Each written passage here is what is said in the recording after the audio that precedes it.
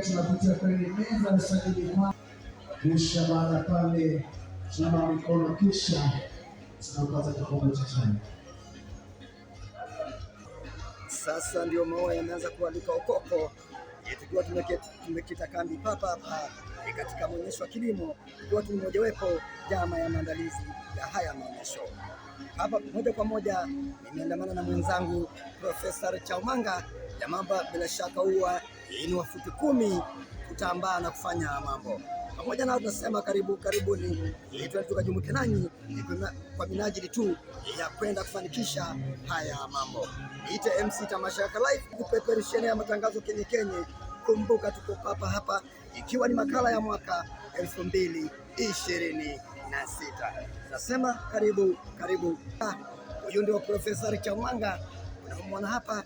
Jamaa bila shaka huwa kwenye mikongoti huwa ni mafuti 10 kwa kutembea na pia kuzidisha kufanya mahajabu.